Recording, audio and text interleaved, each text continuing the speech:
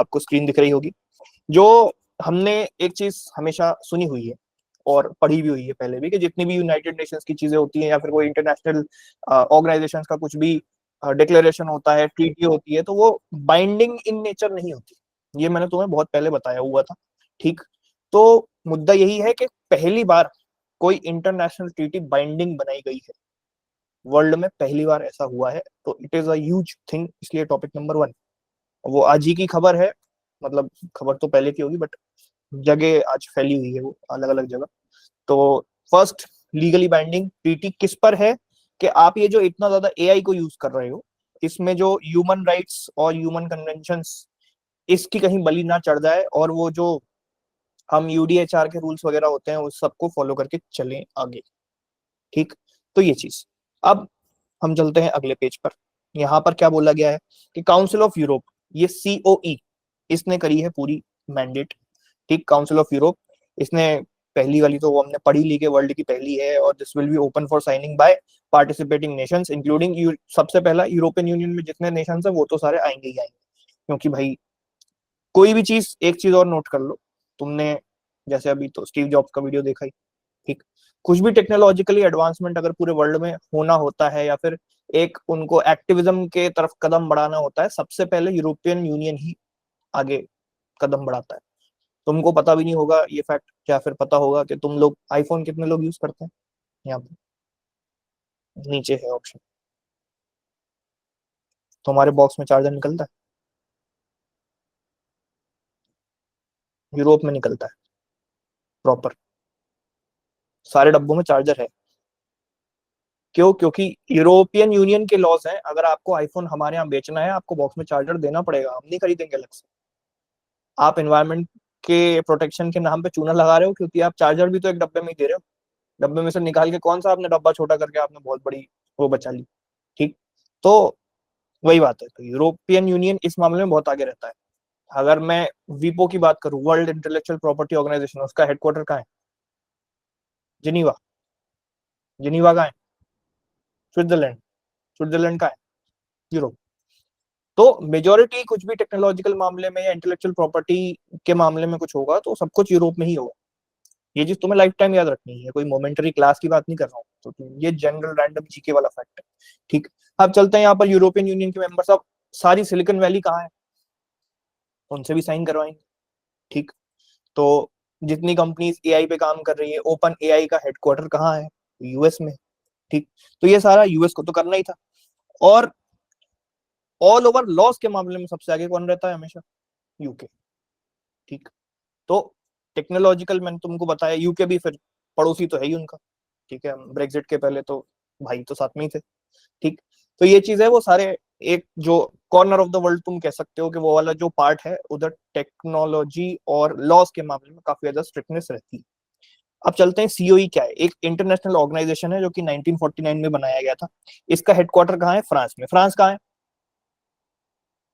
Europe में obviously. ठीक। क्योंकि नाम ही वही। तो फ्रांस में इस साल क्या हुआ? ओलंपिक्स। फ्रांस में एफिल टावर है, एफिल टावर में यूपीआई है।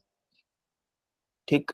और क्या है फ्रांस में, और क्या हुआ था ओलंपिक्स का? कुछ किसी को कुछ याद है? चैट बॉक्स खुला है शायद, खुला है ना? किसी को जो जो चीज तुम्हें फ्रांस से रिलेटेड याद आ रही है सब लिख दो। पैरालंपिक्स मुझे पता है, ओलंपिक्स मुझे पता है, उसके अलावा 1900 के ओलंपिक्स, अबॉर्शन, फिर इमानुएल मैक्रोन, फर्स्ट ओपनली गे पीएम, वो इस साल थोड़ी बना, तो पहले बन चुका है, तो री इलेक्ट हुआ हो।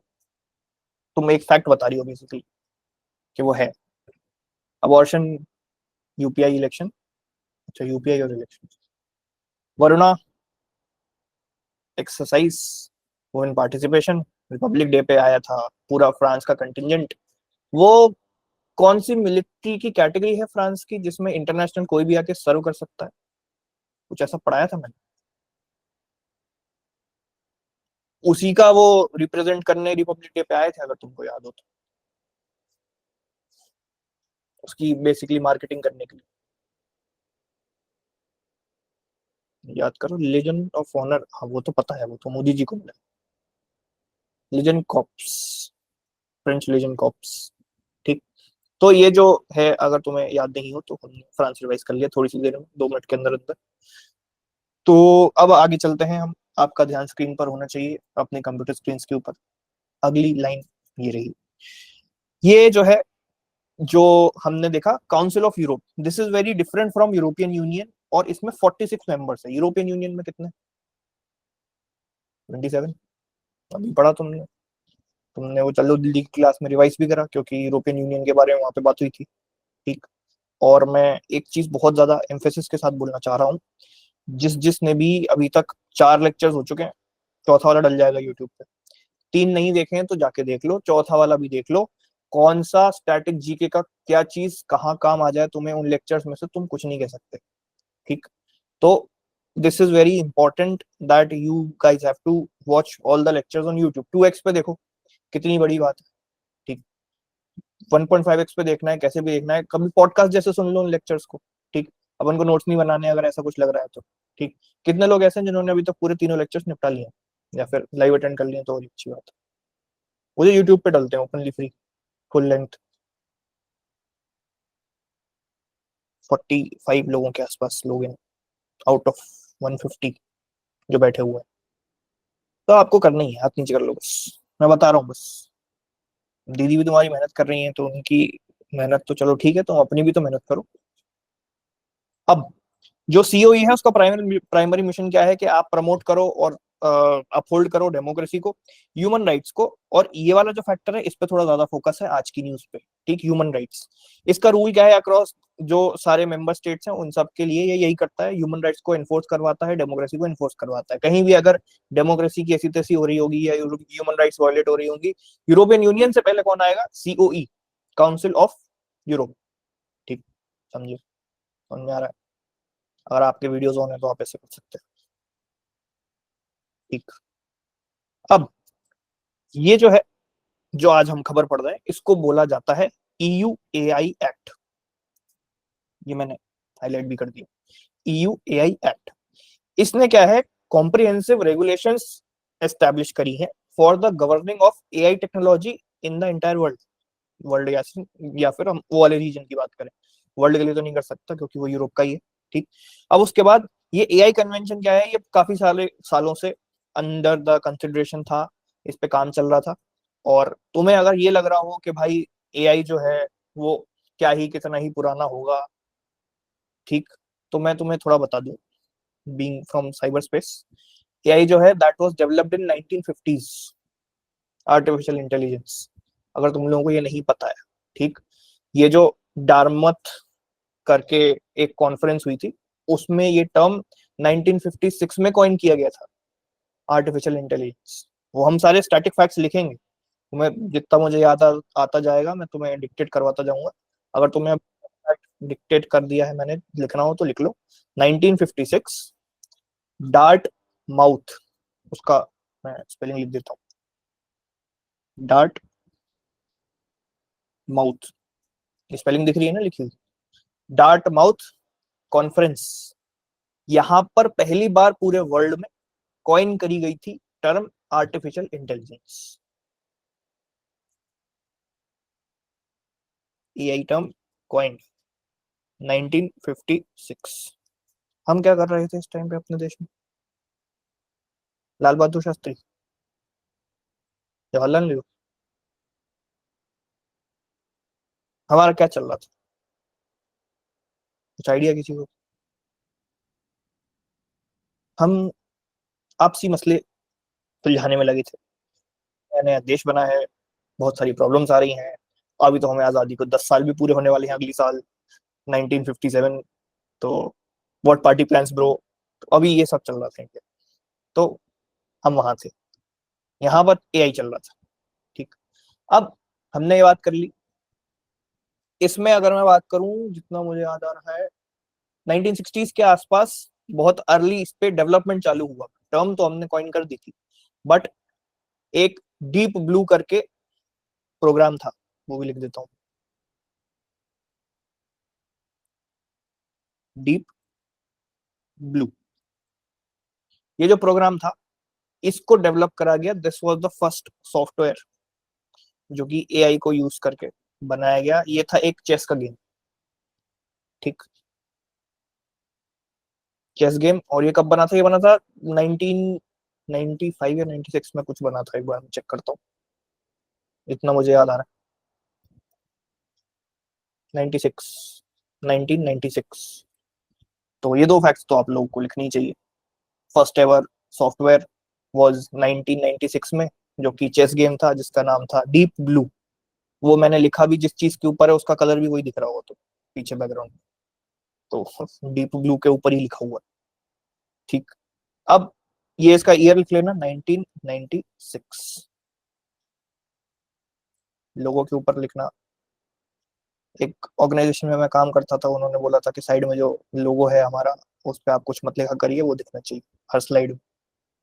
अपने लोगों की तो अपन को कोई दिक्कत नहीं, लिख लो उसी के ऊपर, आपको पता है कहाँ बोला गया और किधर टॉप राइट में लोगो आता है, ठीक। तो हम आ चुके हैं अगली वाली चीज पे, अगली वाली स्लाइड पे। कुछ बेसिक समझ लेते हैं हम, ठीक। ह्यूमन सेंट्रिक एआई मतलब बेसिक किसका है? ये पूरी एक्ट का बेसिक कहना क्या चाह रहा है, ठीक। ह्यूमन सेंट्रिक एआई जो ट्रीटी है वो ये मैंडेट करती है कि आप एआई को जो है ह्यूमन सेंट्रिक रखो, कंप्यूटर सेंट्रिक मत रखो। ट्रीटी का ये कहना है, मतलब it should operate in the alignment of the human rights principle. मतलब क्या कहना चाह रहे हो कि कल को ऐसा भी हो सकता है कि हमने ये कॉन्स्पिरेसी थ्योरी तो सुनी हुई है सबने कि एक दिन रोबोट्स हम सबकी जगह ले लेंगे और ऐसा ऐसा वैसा वैसा। आज हमारे कॉलेज में स्किट हो रही थी, मतलब हम टीचर ने ग्रुप डिस्कशन बनाया, अलग अलग ग्रुप बनाया। अब उसमें एक टॉपिक ये था कि आपको अगर शादी करनी हो रोबोट से तो क्या आप करोगे या नहीं करोगे। तो आज ऐसा कुछ डिस्कशन हो रहा है, तो हमने फिर आज यही कंक्लूड किया कि नहीं हो पाएगा, मतलब ह्यूमन रिप्लेस नहीं कर पाएगा रोबोट। लास्ट में पूरे डिस्कशन का कंक्लूजन ये था।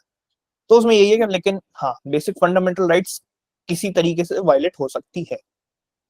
कोई इसका एक रैंडम एग्जांपल बना के कोट कर सकता है क्या कि how can AI violate your fundamental rights? Discussion अगर मैं 2 मिनट का खोलूं। Right to privacy, sir right to privacy, data privacy 2020 in 2020 So by taking up privacy पे मैं बात करूंगा, deliberately तुम बताओ sir दूसरा। Right to job in so Australia by sir taking 3 the employment persons nude photos opportunities. were IT Act है, right to updated job, online in IT में Australia right to job सारी है लोगों की। Discrimination, artificial IT intelligence. Act है, IT fundamental rights हटाओ, legal rights हटाओ, human rights बताओ। ह्यूमन राइट्स कैसे वायलेट हो रही Sir in Australia because Right employment, to equality. these are nude photos of unemployment 3 promote women कर were रहा है ना, uploaded. राइट टू जॉब का क्वालिटी कैसे वायलेशन। वायलेट हो? Right to job. Employment, privacy और एम्प्लॉयमेंट मिलना तुम्हारी ह्यूमन राइट है, हाँ, Sir morphed photographs. उसके बिना तुम जिंदा नहीं रह सकते। सर एक थियरी है कि ये कमाएंगे restriction of independent thoughts. नहीं कमाओगे तो मैंने Sir, पढ़ा था restriction of शायद independent गलत हो। thoughts. क्या क्या क्या रिस्ट्रिक्शन क्या Restriction of independent thoughts. कैसे? Like अगर AI मीडिया से, अगर AI कंट्रोल, अगर जैसे AI का जो अभी चल रहा है मीडिया में, लाइक कुछ कुछ news channel AI media use कर रहे हैं एंकर्स के तौर पे, तो अगर वो कहीं ना कहीं बाइस्ड होने लगे किसी भी पॉलिटिकल आइडियोलॉजी से उनके हिसाब से, देन वो उसी तरह खबर दिखाएंगे जो उनको सही लगेगा। तो वहां से कहीं ना रोबोट कहीं बायस कैसे हो सकता है जब उस पे क्या? इंफॉर्मेशन न्यूट्रल, वो तो हमसे ज्यादा अनबायस हो सकता है रोबोट। रोबोट पास कॉन्शियसनेस सर थोड़ा रहता है। पर्टिकुलर कोडिंग रोबोट Consciousness के पास है, emotion तभी नहीं तो है। AI है सर। मान लो सुनो, एक पॉलिटिकल पार्टी है जो कि हिंदू धर्म को सपोर्ट करती है, एक पॉलिटिकल पार्टी है जो कि क्रिश्चियंस को सपोर्ट करती है। तुम मान लो क्रिश्चियन हो, तुम्हारे अंदर इमोशन आ गया कि भाई ये तो मेरे वाले पॉलिसीज निकालेगी, मुझे सपोर्ट करेगी, ठीक। तो तुम एज अ ह्यूमन बीइंग थोड़ा ज्यादा बायस हो सकते हो। You have 10%, at least 10% more chance than the robots. उनको तो क्या है भाई, उसको अगर मैंने एक प्रोग्राम फीड कर दिया कि भाई तुझे बायस नहीं होना है, वो नहीं होगा कभी जिंदगी में, कभी नहीं होगा बायस। ये जो बायसनेस वाला है Sir, I ये can quote an रोबोट्स को ज्यादा हार्मफुल बनाता है, सर क्योंकि अगर उनके एग्जांपल कोट कर मतलब सकता हूँ। इमोशंस ही नहीं होंगे तो फिर वो उनके अंदर कमांड डालेंगे किल करने का, तो सीधा मतलब ब्रूटल किल करेंगे तुमने लोगों को। तुमने आजकल ऐसे रोबोट्स नहीं देखे भाई, जब एआई बस एक तरह से बायस रहता है, वो है गूगल। जापान में ऐसे ऐसे रोबोट्स हैं, उनको तुम ऐसे चाटा मारोगे, बोलेगा I am feeling pen, I am feeling sad. भैया साउथ कोरिया में रोबोट का सुसाइड हुआ था, याद है आपको? हुआ है। वाकई में। तो रोबोट सुसाइड कैसे कर सकता है? वो रोबोट मूवी में मत देखना कि मैं जा रहा हूँ चिट्ठी, अब मुझे ये नहीं मिली तो मैं इस दुनिया से, ऐसे नहीं होते रोबोट बिल्कुल भी। ठीक है, जैसा उधर ऐश्वर्या राय के भैया प्यार आई में कैन रोबोट कोट पागल एन हो गया था, example but for artificial intelligence. Pressure के अंदर सुसाइड कर एक लेते हैं। कॉन्ट्रास्टिंग एग्जांपल है मेरे पास, सुनाओ। व्हिच कैन सबसे contrast. Best example IT sector लो ना, आईटी के वालों की तो जॉब किलिंग लो। वेपन्स बन सकते हैं, विदाउट रेस्ट्रिक्शन सुनाओ। किल करते जाएंगे अगर उनको कमांड किया जाए तो। भैया आधे तो यहाँ पे चैट जीपीटी से पूछ के आए होंगे, मुझे ये भी पता है कौन कौन से लोग। ये खुद पूछ गया है। किससे पूछ के? भैया आधे तो यहाँ पे चैट जीपीटी से ही पूछ के आए होंगे कि यही से क्या क्या कर सकता है। देखो मैं तो Hey नहीं पूछ के ChatGPT, मैं तो tell me how आसान you are dangerous। भैया ये बहुत पर्सनल एडवाइस लेता है चैट जीपीटी से, ये खुद पूछ के आया होगा। भाई चैट जीपीटी का तुमने वो वाला मोबाइल ऐप पे वो उससे बात करी है, ऐसे नॉर्मल लाइव जो वो करता है वो? नहीं। चैट हाँ जीपीटी से सर, जब पूछा ए, जाता है वो तो इतने प्यार से बात ना करे जितने प्यार से चैट जीपीटी बात करता तो सर भाई चैट मेरे पास जीपीटी एक जो एग्जांपल आंसर है। है, टेल देख ले। Me, I am listening to you. वो ज्यादा वेस्टर्नाइज्ड या ऐसे ऐसे बात होती है चैट जीपीटी। तो अब भैया हम तुम्हारे वापस सुन ये लिए एग्जांपल कोट कर दूं। चैट जीपीटी में से सबसे ज्यादा बड़ा रिस्क है आपकी प्राइवेसी को, चैट जीपीटी या फिर एआई में से। ठीक, और प्राइवेसी भी ह्यूमन राइट के अंदर आती है। ठीक, कैसे आती है? कि अगर आप अपनी चीज को सहेज के रखना चाहते हो, नॉर्मल इंफॉर्मेशन को सहेज के रखना चाहते हो, बट आप अगर उसको सहेज के नहीं रख पा रहे हो, फॉर एग्जाम्पल के लिए आपके आधार कार्ड में आपकी जिंदगी से जुड़ी हुई हर इंफॉर्मेशन, इमेजिन करो तुम पैसे कमाते हो, इमेजिन करो एक दिन तो कमाओगे, तुम्हारा बैंक अकाउंट आधार से लिंक्ड है, तुम्हारा बायोमेट्रिक आधार से लिंक्ड है, तुमने कौन सी इंश्योरेंस पॉलिसी, कौन सी हेल्थ और सब कुछ ले रखी है, सब लिंक्ड है। तुम्हारे मम्मी पापा के नॉमिनी तुम ही हो, कि अगर उनको कभी कुछ हो जाता है तो तुम्हारे पास ही आएगा सब कुछ। ठीक, हर चीज में तुम्हारा हर आधार कार्ड लिंक्ड है। अब इसकी इंफॉर्मेशन किसके पास है? UIDAI के पास। ठीक, वो कौन है? वो आधार अथॉरिटी है। कल को अगर ऐसा होता है कि एआई के पास वो सारी इंफॉर्मेशन, उन्होंने ऐसा करा कि भाई एआई हमने यूज करा है, वो आपके सुविधा के लिए आपको ऐसा हो जाएगा, आप चैट जीपीटी पे टाइप करेंगे send me my Aadhaar number, आपको आपका आधार नंबर मिल जाएगा, तो ये आपकी कन्वीनियंस हो गई, जो कि आपको इधर उधर ढूंढना नहीं पड़ेगा। ठीक, तो बट इसके लिए क्या डेटा ब्रीच होने की संभावना बहुत है, पॉसिबिलिटी। हमने पनामा पेपर्स लीक देखा, हमने कैम्ब्रिज एनालिटिका के बारे में कभी सुना होगा, ये सब बहुत बड़े बड़े डेटा ब्रीच हैं। तुम रैंडम कभी गूगल करना Domino's database of Indian customers करके देख लो, भी तुम्हें क्या पता खुद का भी नाम मिल जाए उसके अंदर। तो डोमिनोज का डेटा तो ऐसे गूगल पर डाला हुआ है कि किस किस का क्या क्या मोबाइल नंबर, ऐसे डोमिनोज ने भी तुम्हारा डेटा लीक कर दिया। ठीक, तो ऐसा होता है। अब जब ये प्राइवेसी तुम्हारी वायलेट हो गई, तुम्हारा आधार कार्ड ही नंबर जब बाहर निकल जाएगा, सब कुछ हो जाएगा, तो इसमें तुम्हारी ह्यूमन राइट्स हैम्पर होगी, तुम जिंदा रहना प्रेफर नहीं करोगे। फिर तुम्हारे बैंक खाते में से सब कुछ जा चुका है, तुम्हारे सारे संपत्ति के कागजात जा चुके हैं, सारे पेपर्स निकल चुके हैं, तुम्हारी बेसिक एक जो रोटी कपड़ा मकान वाली नेसेसिटी होती है, ना रोटी बची, ना कपड़ा बचा, ना मकान बचा। ठीक, उसमें चौथी चीज जुड़ चुकी है वैसे आजकल, इंटरनेट। रोटी कपड़ा मकान इंटरनेट, जो 4 इंपॉर्टेंट चीज होती है। तो हमें रोटी नहीं मिलेगी चलेगा, लेकिन इंटरनेट उस दिन तो मिलना चाहिए भाई जिस दिन रोटी नहीं मिल रही। तो आजकल की बहुत नेसेसिटी हो गई। अब हम वापस चलते हैं यहाँ पर स्लाइड पे। मेरा कहने का मतलब आप समझ चुके हैं कि एआई आपका सबसे बड़ा दुश्मन है प्राइवेसी के लिए। एंड मेक श्योर कि आप जिस भी जगह अपने पासवर्ड स्टोर कर रहे हैं या फिर कुछ ऐसा इंपॉर्टेंट डेटा, हम लोग ने, मैंने भी कराया भाई बहुत जगह, अपना आधार कार्ड मुझे याद थोड़ी रहता है, कहीं तो मैंने भी लिख के रखा हुआ है ना नंबर उसका, हर बार जेब में लेके थोड़ी घूमता हूँ। बट तुम्हें फिर वो चीजें ऐसी यूज करनी है कि बिल्कुल ऐसे ही नहीं कि रैंडम एक जीमेल आईडी बना दी, उस पे गूगल कीप में लिख के रख लिया और वो आईडी 10 लोगों को पता है, तो तुम निहायती बेवकूफ निकलो तो बात अलग है। अपनी प्राइवेसी अपने हाथ में। ठीक, अब ट्रांसपेरेंसी और अकाउंटेबिलिटी। अकाउंटेबिलिटी मतलब कल को अगर डेटा ब्रीच होती है तो किसकी जिम्मेदारी है? ये लॉस के थ्रू उन्हीं की जिम्मेदारी है जिसके पास डेटा की जिम्मेदारी थी। ठीक, समझिए कि आपके अगर फेसबुक को या इंस्टाग्राम को आपकी डेट ऑफ बर्थ पता है, क्योंकि हमें पता है कि पता है, तो आपकी डेट ऑफ बर्थ समाज में ना जाए, पब्लिक के पास ना जाए और कल को चली जाए, ठीक, तो इसकी जिम्मेदारी किसकी बनेगी? Meta parent company, Meta is who, mark भाई। तो मार्क भाई तो सीधे हाथ पैर खड़े कर देते हैं कोर्ट में जाके सबसे पहले के। हमने तो हाँ किया है, वैसे तो कभी आधी चीजों पे बोलते हैं हमने कुछ नहीं किया, बाकी चीजों पे बोलते हैं हाँ किया है, बेशर्मी से बोल देते हैं हाँ किया है। तो उनके हाँ किया है से आप क्या कर लोगे, पनिशमेंट उनको मिलती नहीं क्योंकि वो मेटा के ओनर है। ठीक, अब इसमें क्या है, गवर्नमेंट को लीगल रिकोर्स प्रोवाइड करने के ऊपर ज्यादा एम्फेसिस किया गया है। क्या एज अ गवर्नमेंट बॉडी जो भी कंट्रीज होंगी, सिटीज होंगी और उनके कैपिटल्स होंगे या फिर हेडक्वार्टर्स जिस भी कंपनीज के जहां जहां होंगे, उसको लीगल रिकोर्स प्रोवाइड करवाना पड़ेगा अगर कुछ भी इन्फ्रिंज होता है on the grounds of human rights. अब रिस्क मैनेजमेंट क्या होता है, this is a very big या फिर very huge branch of cyber security. Risk management, how do you manage your risk. ठीक, तुम अगर अभी यहाँ पे क्लास में बैठे हो, ठीक, कुछ लोग ऐसे भी हैं जो कि शायद यहाँ पर अनऑथराइज्ड तरीके से बैठे होंगे, एटलीस्ट 5-6 तो बैठे होंगे मुझे पता है, ठीक, उससे ज्यादा ही होंगे, एटलीस्ट बताया मैंने।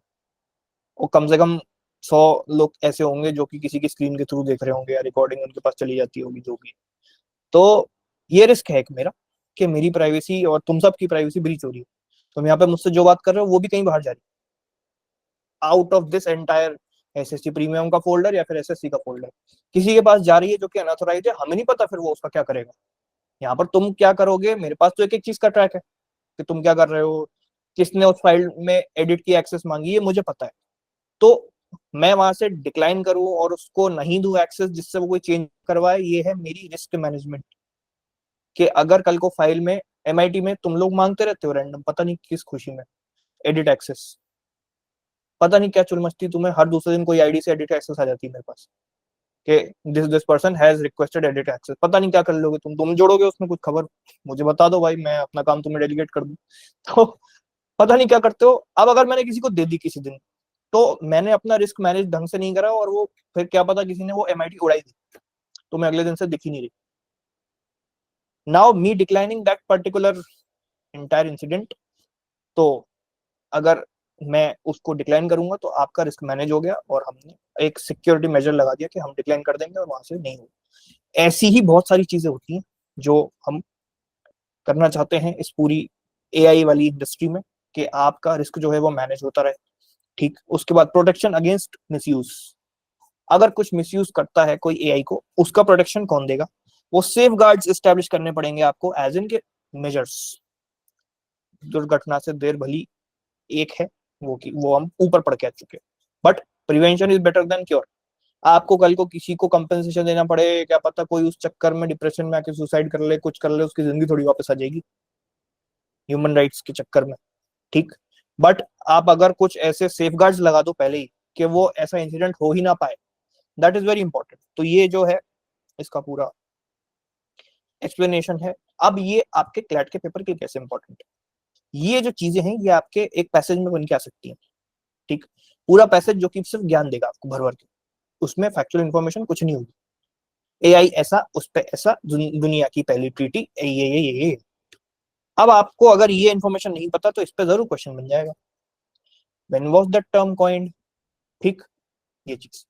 उसके बाद डार्ट माउथ आप टाइप कर सकते हो, क्या क्या टाइप करना है, तो ये हो गया। अब इस पे एक क्वेश्चन ही बन सकता है। अगला क्वेश्चन क्या बन सकता है कि भाई ये एक्ट क्या है, फिर उसके बाद सीओई कब एस्टैब्लिश हुआ, फिर उसके बाद उसमें कितने मेंबर्स हैं, कब एस्टैब्लिश हुआ, 1949 में हुआ। सीओई क्या है, ये यूरोपियन यूनियन के सिमिलर है। असर्शन रीजनिंग का क्वेश्चन बना दिया उन्होंने, जीके में असर्शन रीजनिंग डाल दिया, कुछ भी हो सकता है। एक कोई पेपर देखा था मैंने, शायद एलसैट था किसी साल का, उसमें जीके में लॉजिकल रीजनिंग डालती थी। तो कुछ कुछ एग्जाम्स की होती है फैंटेसी, उनको जीके में भी लॉजिकल पूछना। लॉजिकल में जीके का क्वेश्चन था एक बार और हेडिंग है लॉजिकल रीजनिंग ऊपर, तो कुछ भी खिचड़ी बन सकती है। ऐसा क्लैट में नहीं होता, बट अगर दूसरा एग्जाम भी देने की कर रहे हो तुम कोशिश, तो हो सकता है। ये 1996 तुमको याद रखना, दिस इज वेरी इंपॉर्टेंट। अब चलते हैं अगले टॉपिक पे। अगला टॉपिक है 23rd लॉ कमीशन सेटअप हुई है।